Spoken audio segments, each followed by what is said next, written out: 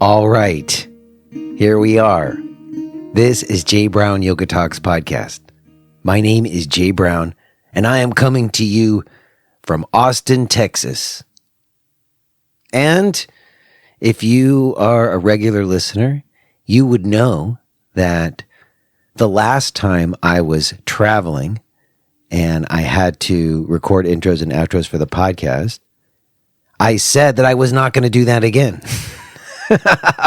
Because it's always so challenging to find a moment to steal away. I'm not on my usual equipment. I'm usually in kind of a very weird state that's not the place I would normally want to be to record intros and outros for the show.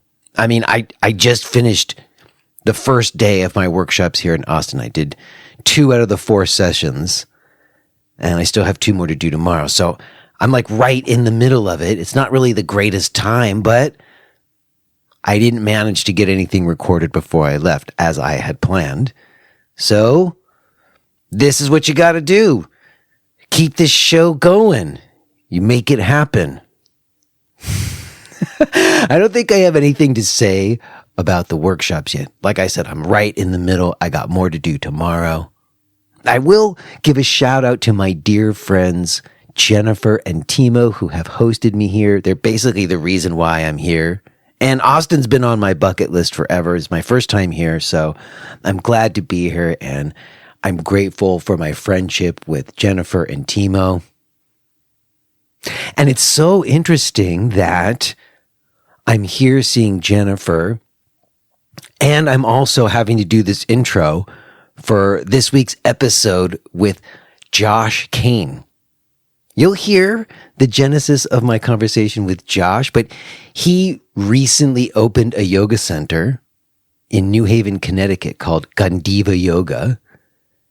And he basically has just recently done what I'm considering doing. And if you were here last week, I mentioned in the outro that I was waiting to hear back from the guy, from the landlord, and I asked listeners to maybe put in a little prayer for me. Thanks to anyone who did such a thing. Well, I did hear back from the landlord, but it's still not totally resolved, but everything is very encouraging. I will tell you more about what the update on the yoga center on the other side. I want you to hear my talk with Josh first, because we actually discuss it some. I was like right in the middle of it when I talked with Josh. But just to say, I did get some word, and that continues to be an exciting new potential avenue of direction. And the reason I'm saying all this is that I know Jennifer from when I had my yoga center in Brooklyn. We became friends, and she did my teacher training, and she taught at the center. And recently she was driving by Pennsylvania, and she stopped in and said hello. And then she was in Austin, and then here I am. But it's all bringing back for me what it was about having a yoga center, or what it was about being a yoga teacher back in 2007 that made it so vibrant. And that's very much what we'll be talking about today with Josh. And I will tell you a little bit more about the update, like I said, on the other side. But maybe we'll just leave it there for now, just to say that there's some interesting things afoot when it comes to cultivating spaces for yoga and where to do that and how to do that these days. So in any case, it was a perfect timing that I ended up hooking up with Josh right in this moment when he's also doing something along the lines that I'm looking to do. And I imagine that there might be somebody listening to this who might also feel the same. So it is my pleasure to be sharing it with you today. Real quick before we get to it, let me see. Is there anything I'm supposed to mention? Oh, yes, there is actually. there's a major promotion currently running through the month of May on all of my on-demand video stuff. The practice videos, the online workshop, and the new module course. And it's major. It's like 70% off. It's for email subscribers. There's a free email list I have. If you're not subscribed to the free email list, this is the best way to keep in touch with what I'm doing. And we are offering some exclusive things just to people on the email list. And this major May promotion is for email subscribers. So listen, if you're not already subscribed to the free email list, please go to the website and do that. While you're there, you can check out all the stuff. There's lots going on. You can find everything at jbrownyoga.com. Other than that, like I said, it's always weird to try to do these intros when I'm in a strange land and in a strange way. So we're just going to have to let that be good enough. I will touch base with you for a moment on the other side. But for now, let's go ahead and get to it. Let's listen to this conversation that I had with Josh Kane.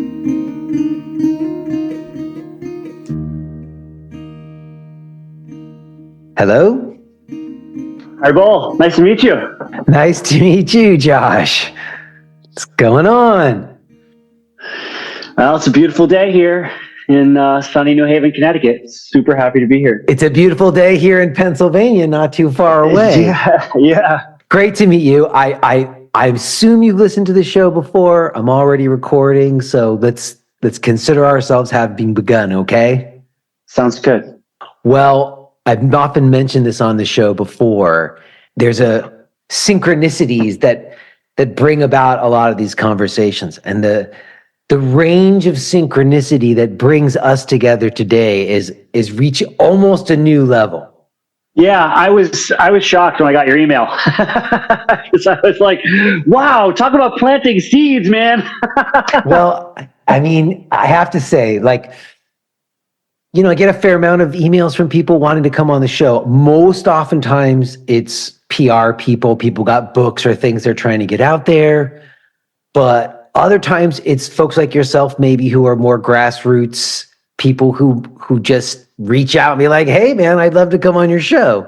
And in those instances, it's usually just like a vibe thing, whether or not it goes into the folder.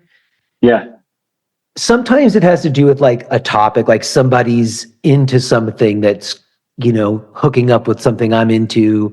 But with you, I remember exactly why you got put into the folder. It was like a year ago, right? Yeah. So almost 2. Yeah. Oh my God, is that long? Crazy. Yeah. Well, yeah. You got put into the folder because I felt like, oh, this is just a grassroots yoga teacher out there doing their thing. I always want to talk to that person. But it must have come in like a swirl time, because it got lost in the shuffle. Yeah. And then what happens is I normally try to keep like a couple episodes in the can, you know, to keep everything going so I don't come up against it. But every once in a while stuff happens. I start to come up against it. I go into the folder. And this time I just went all the way to the beginning of the folder and I saw yours. And I went to your website and all I saw was that you were basically teaching all the classes. Yeah. And I was thinking, you know, right now, and we can get into this more, you know, I'm looking at potentially opening a little place in my neighborhood, and was like, well, I'm going to have to teach all the classes again. Like I've done that before. Yeah. And I just thought, oh, that's perfect. I need to talk to somebody else who's doing that right now.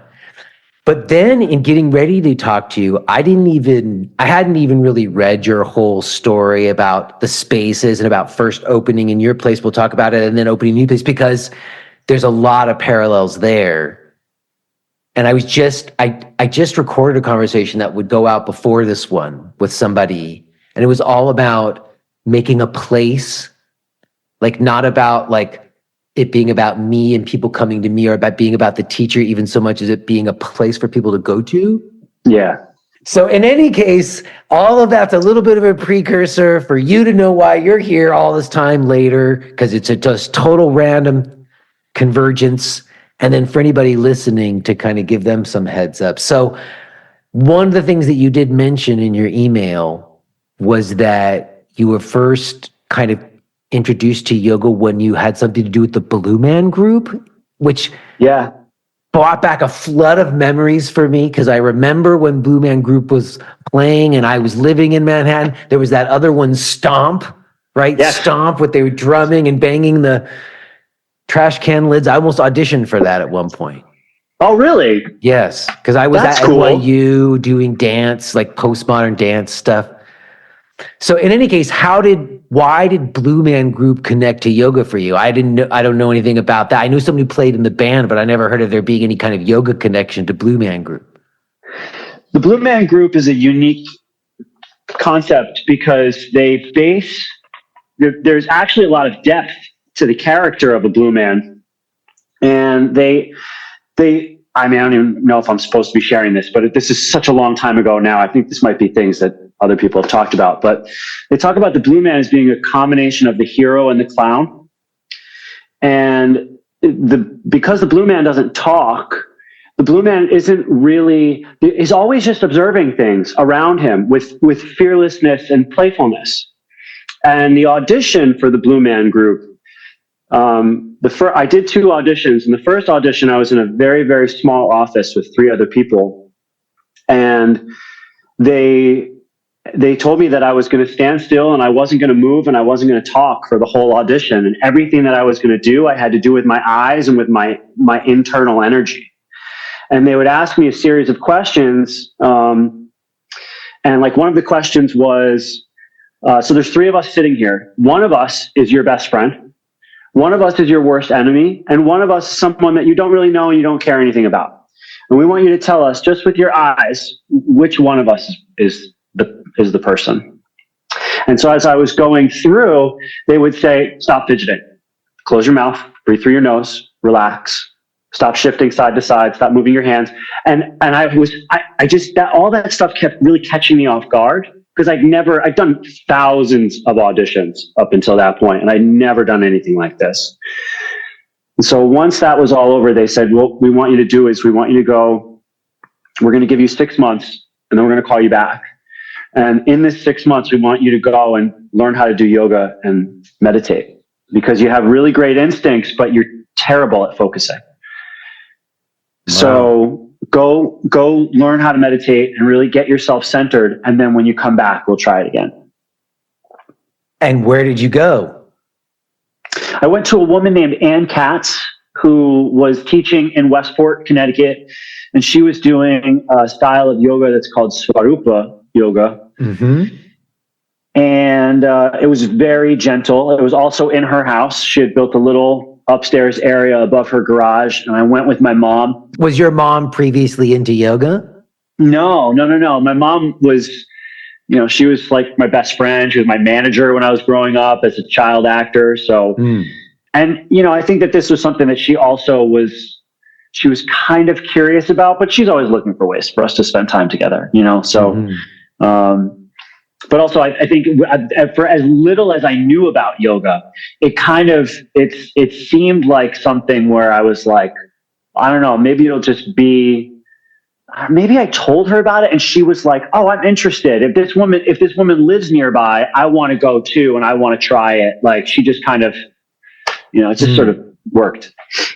Well, before we get to what you did in those classes, I would say there's even more parallels, because, I went to NYU to study theater. I graduated from Playwrights Horizons Theater. I started at Playwrights Horizons and then moved to the experimental theater wing.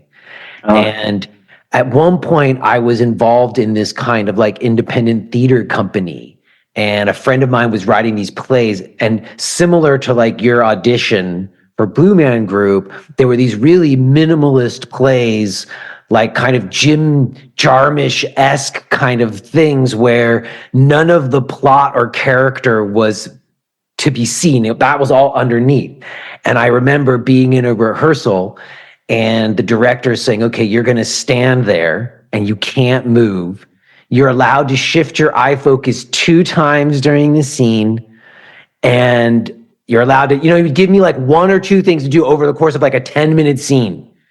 Yeah. And he would do exactly what they did to you. You're fidgeting, Jay. You know, like they Yeah. would call it out. Yeah. But I similarly had kind of an experience there, or kind of noticed something about myself that did kind of play into me eventually getting into yoga. So I very much relate to that experience. Had you not had any other yoga before? Like, because I had like yoga experience in like my acting training too. Like it would be part of the movement component. You said you were a child actor. Had you done like acting training, or did you just get into it super young? Yeah, no, I mean, I got into it just as a random thing when I was 8 years old. And, but most of the acting training that I did was based on like, how to audition, how to, cause I was always really good at like memorizing lines. It was just something that was very easy for me to just show up and I like just work with people. I mean, Were you doing commercials, or like what kind of stuff did you do? I was doing commercials. I did commercials. I did off-Broadway theater. I was doing print work. I was doing like industrial films for companies, like extra work on SNL and Conan O'Brien and all kinds of things. I mean, I did for 10 years. I was a SAG actor. So, but at no point did mindfulness or yoga ever come up in any of these classes. So this was really the first time, and I'd heard about Buddhism and I'd heard about certain things like, and I mean, maybe in a way like mindfulness, because I was also drumming, the coordination and the focus, that was very much a meditation for me, even though I really didn't know it. But once I found yoga, I really discovered this part of myself that I didn't know how much I needed, and that there were so many other parts of me that I just didn't even know existed, because I never spent any time really being myself. I always spent time being something else for someone else, and usually they were a total stranger. So that's what I really they were like judging to. you for it and Yeah. telling, and you were getting rejected again and again and again. Again and again. And like, people really don't know what it's like.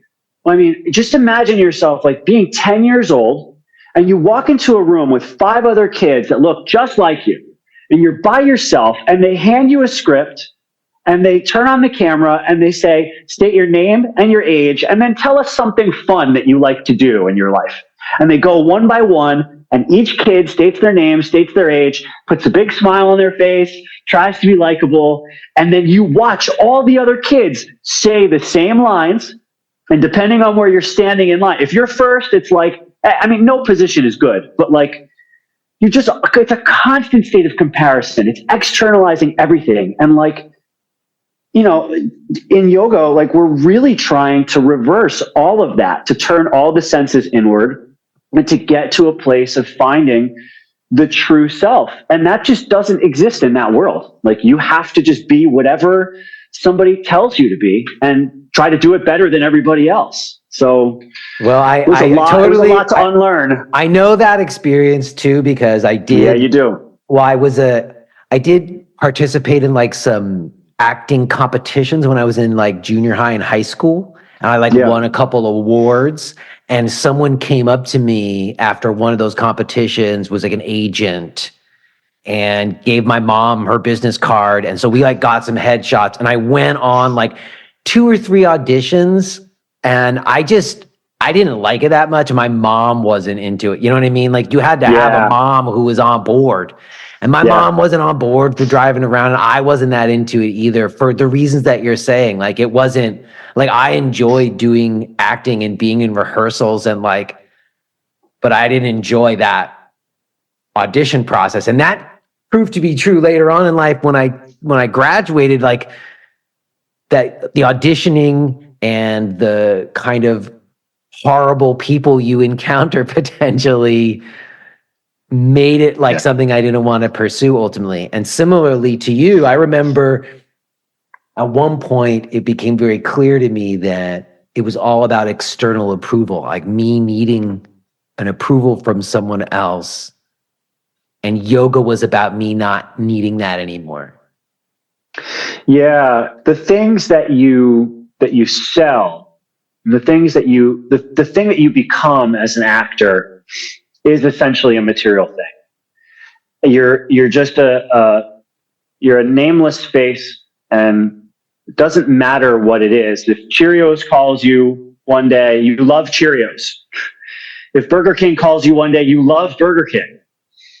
You know, if Nike calls you, you love Nike. If Payless calls you, you love Payless.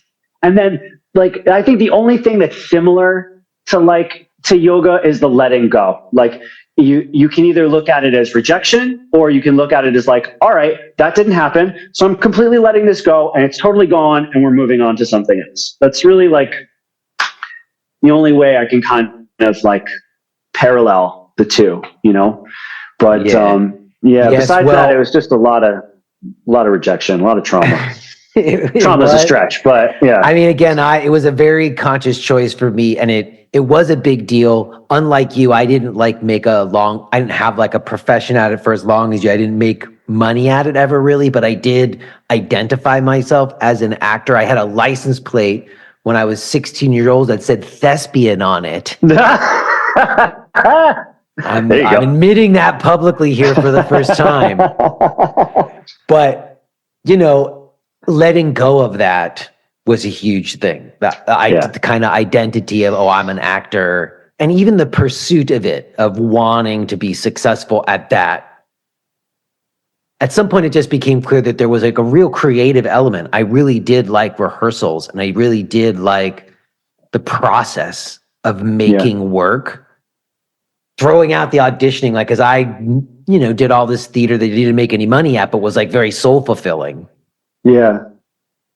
Kind of like Blue Man Group was big though. They were huge. Did you end up going back and auditioning again? I did. I put on the blue paint, and I did the whole thing, and I was in a huge room with like 18 casting directors, and yeah, it was, How'd it go the second time? After yours, how much yoga had you done? Was it the Svarupa that you went to that you mentioned before? That was like... Yeah, no, I stuck with that, and I definitely spent time sitting and reflecting. But even in my reflections, I wasn't really able to tap in, because I was so focused on I was like meditating with my hand out. You know what I mean? I was like, well, I'll do this and then I'll get that. And nobody really educated me on like, let's just forget Blue Man Group. Let's just forget everything. And like, let's just really understand what this is. And let's look at you as a young man and try to help you understand this practice as a whole. And so even though I had very wonderful experiences in Svarupa, and I still talk to Anne, to this day, it took a long time for me to really get to a point where I was having insights in meditation and not just doing that to get something else. Yeah. You can't like learn yoga to get the gig. It just doesn't work that way. Yeah. No, because learning yoga is all about you having to like learn you or whatever, right? Yeah. So they say. All right. So you do the Svarupa yoga to prepare for your audition. You go to the audition. You don't get it. Right. And so not getting it was a moment of insight where I was like, I'm tired of doing this. I was already tired of it, but that was something that I put on such a high pedestal, and I fell so far that I was like, I'm never going back. And I just want to make yoga more of a regular practice in my life, because I feel like that's what this was for. This was really giving me an opportunity to learn how to finally cut this cord, and also a path out of my own suffering of how much of my life up until that point I had spent really knowing nothing about who I was or why I was here. And so I explored for many years. I moved to California, and I did a lot of yoga out in California, and it was just bouncing around from studio to studio. And where in California were you? I was in Los Angeles. Okay. Did you go to Yoga Works? What were your spots in Went LA? to Yoga Works. I went to Liberation. I went to Golden Bridge. I was practicing a little bit at a not a Kundalini, at a Bikram studio for a little while. I would go all over What time the place. frame? What years are we talking about? 2006 to 2013. Okay, see, those are still thriving times for the yoga world as well. Yeah. Yeah. Did you end up like having like someone you kind of keyed in on as a teacher, like someone who kind of became one of your main influences? Did you have anybody who became like your teacher? That didn't happen actually until I moved back to Connecticut, and I ended up getting a job at Lululemon in Westport, and there was another. Did you get a discount on clothes? I did. They used to give the discount if you were a yoga teacher when they first came to New York. If you were a yoga teacher, you got a discount. If you could show that you were a yoga teacher, you get a discount. You still get that. Oh, really? Still to this day? Yeah. Interesting. I haven't been in a Lululemon in a lot of years, so. Yeah, I tried going to the Lululemon in New Haven and inviting them all to the studio. I've yet to see even one of them come to my studio, but Okay, we'll get to that. Yeah, it's fine. I'm so I don't know. I'm such a different person now, but so when I moved back and I was working at the store, there was another woman who was working there named Kelsey, and Kelsey was doing her training at this place called Yogapada. And Yogapada was run by Tracy and Mitchell Blyer. And Mitchell was John Friend's assistant for a long time. He was traveling around with John and doing personal assisting and helping him out with all of his Anusara workshops. And so he had really been bred and developed by John. And he was like a very hardcore Ashtanga yogi. And he had also created some corporate yoga video programs that he had really tried to push, and nothing really ended up happening with it. But he was the guy in Connecticut he was like the one that was really training all the teachers, and him and his wife, they became the first people that I really started connecting to and looking up to as like real knowledgeable, skilled teachers. Up until that point, I felt like I was just walking into a room with people who were either still in their own personality or were just like saying the words and going through the poses, but I didn't feel like they had any real connection to wisdom, like to knowledge and to wisdom. It was all very surface level. And in my personal practice, I was digging deep. I was like up at 4 a.m. I was meditating for 2 hours. I was like combing through YouTube, listening to like all these different esoteric lectures and reading all the books. And, I was trying to connect with as many quote unquote spiritual people as possible. And throughout all that time, what I really knew was that an important thing about spirituality and spiritual teachings is lineage. And so I realized the reason why I hadn't felt much of a connection to any particular teacher is because I didn't feel like those teachers were connected to a lineage. And if they were, that lineage did not resonate with me. So like going to Golden Bridge, they're all, they're in the Kundalini thing, and they got the head wraps. We recently had Philip the Slip on to talk about Yogi Bhajan, and that's riddled with issues. A lot of it is. And so I was just waiting for, either a teacher that I could vibe with or a lineage that I could get on board with. And when I met Mitchell, I could tell immediately that he had devoted his life to the knowledge and the understanding of yoga, and the way that he taught and his whole personality was just very attractive. And, was it pure like Anusara, or was he bringing in other influences and hybriding like everybody?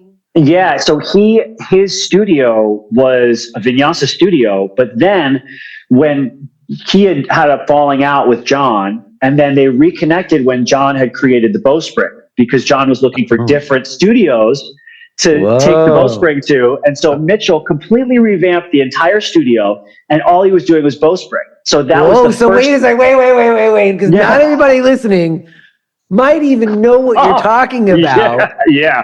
Because we've had plenty of people on the show to talk about the rise of Anyasara. I have had people who were in the inner circle talk about all the shit that went down, the downfall, but not many people have ever talked about his resurrection through bowspring. Yeah. And not a lot of people, I mean, he was so persona non grata after all that other stuff, but your guy Mitch didn't bother him, or like when he found the practice, I think that he had been teaching the same thing for so long, and the bowspring gave him a way to reinvent himself. And he looked at this as like, John is someone who's already been a person of notoriety in the yoga world. And if I can get on board with this, maybe I can be on board with this, what could be a new revolution in the world of yoga. And that's even what they called it. They called it a postural revolution. I know, but he's the same guy who came up with universal alignment principles that he then denounced. Yeah. Yeah. And I don't know. So wait a second. So did you study this bowstring? Bowspring, that was actually the first thing that I started teaching. Wow, was the bowspring, Okay, so you'd also had experience with the Anyasara spirals, right? So what were the... Not much, actually.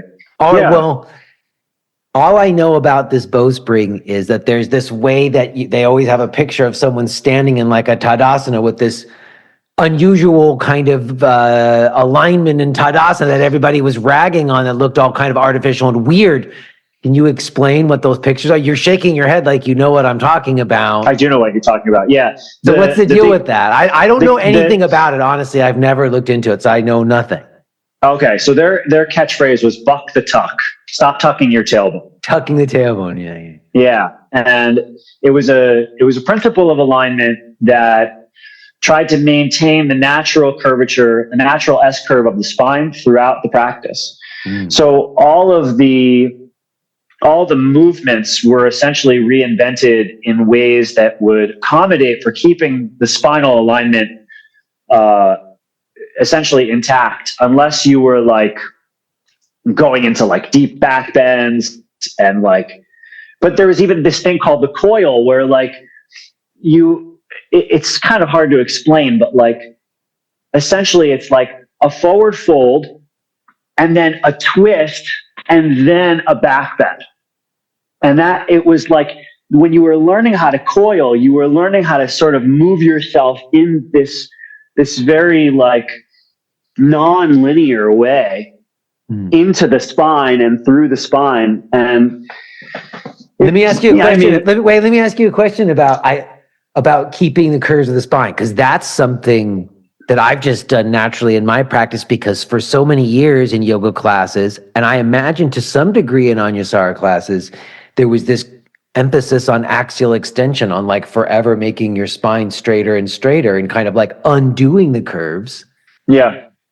Did you ever like interact with John Friend back at that time when he was teaching bowspring? Was he still, or your teacher? Did you ever talk about why he came to doing that? Why he decided that it would be better for someone to maintain the curves of their spine rather than extend or whatever? Because it led back to like in a tribal sense, that's where you're going to get the most support and the most stability was from the S curve of the spine. That's how it's naturally designed to be most effective. So most people probably don't know this, but like from the hips through the skull,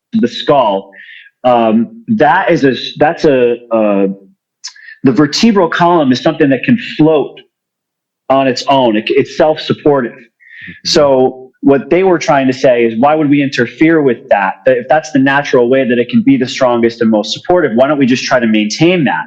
Mm. And we're seeing so many injuries of people that are constantly tucking their tailbone and constantly finding, these spinal impingements and all these issues. And so why not just try to do something that would be a little bit more natural and a little bit more, they would say, more animal, less mechanical. was basically what it is. So let's try to find something that's a little bit more primal. And it becomes. I like it. Hey, listen, I think many people, that's why so many yoga teachers have got into somatic movement modalities, because we were all teaching shoulders back and down, tuck your tailbone, ribs in. We were giving all these, anatomical platitudes and alignment cues that drilled all these like patterns into our body that were not natural for our body. So undoing some of that has been a lot of the work for many of us, I think. Yeah. Well, when I eventually did a real,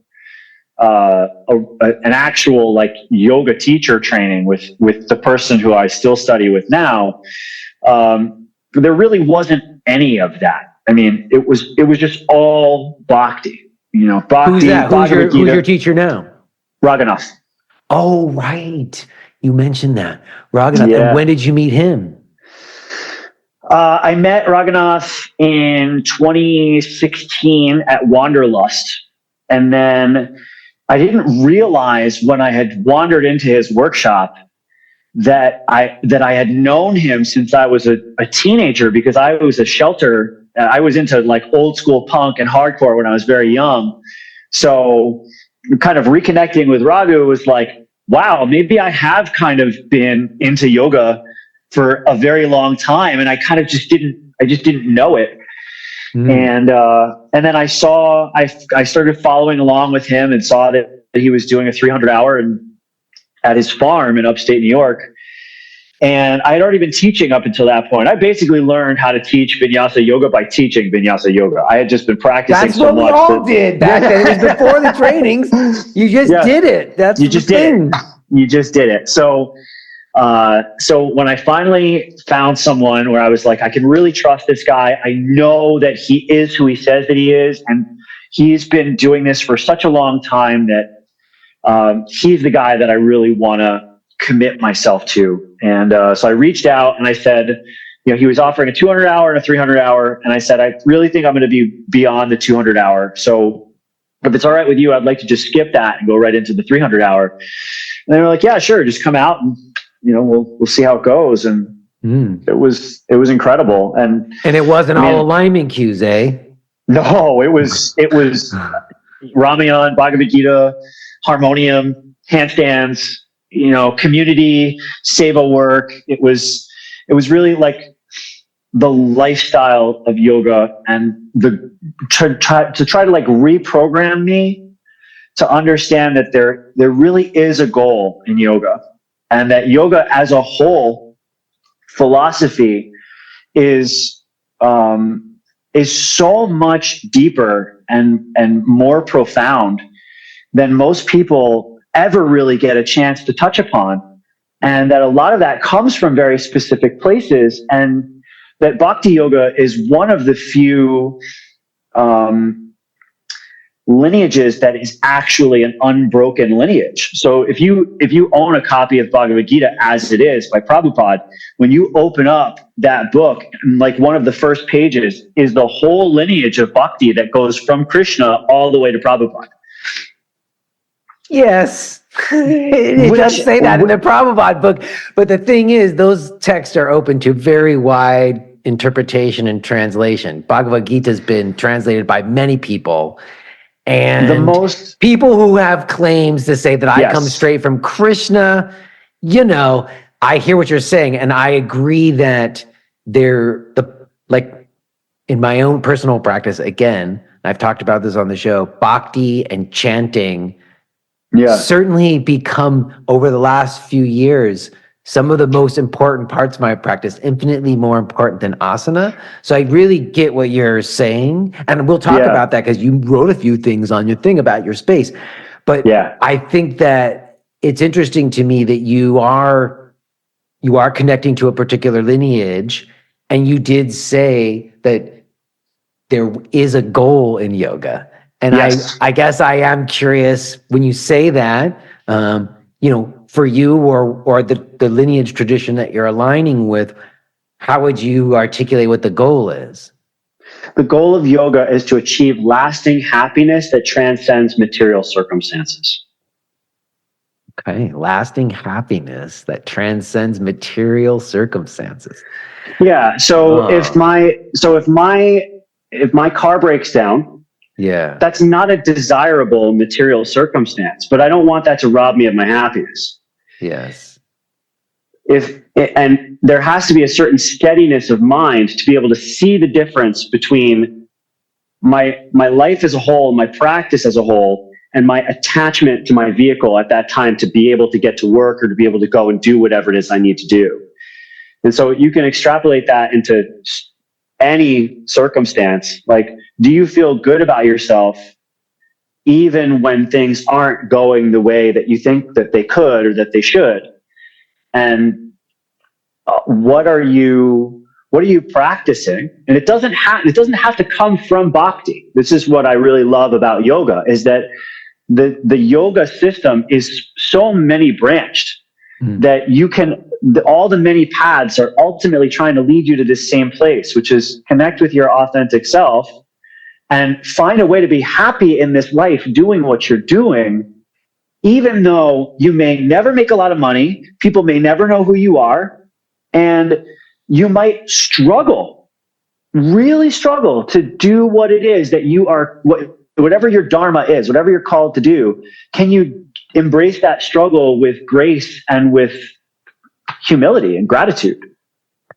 I think I get hung up on the word happiness because I feel like happiness is very fleeting. If you were to substitute that with joy, if you were to say lasting joy, then I think I would be more okay with it, because I have a thing about happiness and joy. But like a lot of people do. Your point is very well made, though, in the sense that it does seem like even more and more in the last few years, especially, like committing or staying committed to being a yoga teacher or doing yoga as like your lifestyle does require you to overcome material circumstances. Like you have to have a certain drive in you, or a certain something, a yoga maybe, a lasting joy despite it, in order to do it right now. That's why there really has been, I don't know if you've seen it where you are, like kind of like a real culling, and there's just not as many opportunities as there was before. And yeah, sticking with it feels harder than it did in 2012. Yeah. I think that the yoga studio is one of the few places where this was my initial attraction to wanting to become a yoga teacher. Was I've had so many experiences in life, and I'm a very open-minded, open-hearted person, and I think that there's value in all of the wisdom traditions. And the yoga studio is one of the few places where you can really talk about all of that stuff. You can talk about the mind, you can talk about the body, you can talk about the soul, you can talk about religion, you can talk about all these things, because you're trying to address the whole person. And so wanting to own a yoga studio and wanting to be a full-time yoga teacher was part of this desire that I have to try to meet the whole person and make an offering to them that says, wherever you're at, whatever you believe about creation, whatever you believe about life and death, whatever you believe about religion or God or whatever, all of that is welcome in yoga. There is a place for you to have a spiritual practice. And I would hate for people, even one person, to go through their life thinking that because I haven't connected with a religion, that I can't connect with God. Well, I've never connected with God, so I can't really connect with myself. So I don't know who I am. All of this stuff is just like, it's just a random, cruel, chaotic world. And so I might as well just, do my best to try to make as much money as I can and have as many great experiences as I can. And then when I die, it's all just like gone and over, and I go to heaven or I go to hell. Like, maybe, but I don't even know if I believe in that. Like, who am I? What am I doing here? Like, why does any of this matter? And so, like, these are really big things, and not a lot of people in general are talking about it, let alone enough skilled yoga teachers that are able to meet a person where they're at and say, however you're coming to this practice, I welcome you. Whatever you believe about the world or whatever you believe about yourself, all of that is welcome here. And we just want to create a space for you to try to find yourself and find a community that's also finding themselves and growing. And I don't even know if healing is the word. I kind of like you have a thing about happiness. Like I agree. I think happy is the yuppie word. Yeah. But I think that healing is becoming another one of those buzzwords that's really leading people down a path of misery and struggle. Like, I know what you mean. I know what you mean. Yeah. So kind of pathologizing, but I can also see that there more and more, it kind of comes back to where we started. They're like, I feel like even for myself, I need reasons to not be on a screen. I need reasons to be in a room with other people in that context that you're describing, because that's why I love yoga. Because yes, I could go to a yoga class and kind of get myself real centered and then go up to the teacher and ask them a question, like a deep question, and the teacher would talk to me and point me to things to read. And you know, even if that teacher wasn't somebody who I ended up even agreeing with, it still was like inquiry. It was inquiry. Yes. And it's how I was able to find what you said. I was able to find, to even ultimately know God, which is a kind of a new thing, really. Yeah. So, but that yoga was vehicle for that. And it does have that really wide spectrum from atheistic to theistic and all this kind of subtle in between. Yeah. And it can kind of hold that. I think because I used to kind of demonize and like, you know, I used to like really put people down when they had so much of a focus on the physical practice. Because I was like, oh, that's not what yoga's about. You know, like the yoga's about the mind and yoga's about meditation. And if you're into the material body and you're doing the material thing, like you don't get it. And like, now I feel like I embrace the body so much more, because that is our first doorway in through the senses and in towards the mind is the body. And if the body is out of alignment or you're not really connected to your body, then you're going to feel like a deep sense of separation from the world in general. And I think that's something that a lot of people experience, is like a separation from their body, that their body is a separate thing from themselves, and the body sort of makes decisions that they would never make. So like, if I don't ever want to be sick, why does my body get sick? You know, if I don't want to get cancer, why does my body get cancer? You know, why does my body do these things? Why is it that one day I'll wake up and all of a sudden I have like a pinched nerve, or this thing is growing on my skin? Like, my body's just deciding to do these things? Like, I don't know. That's a good question, why pain comes about. But it goes back to something that you said earlier, though, because you said earlier that there was all these people putting on a show, maybe even doing a good show in terms of teaching a vinyasa class, but it didn't have kind of a depth to it. And I kind of come to feel that there is really ultimately kind of a sensibility that a teacher brings in the room, or a gravitas that the teacher brings. If you are hearing this message, then you're listening to the free version of Jay Brown Yoga Talks. To hear the rest of our conversation, please subscribe to Podcast Premium at jbrownyoga.com/premium.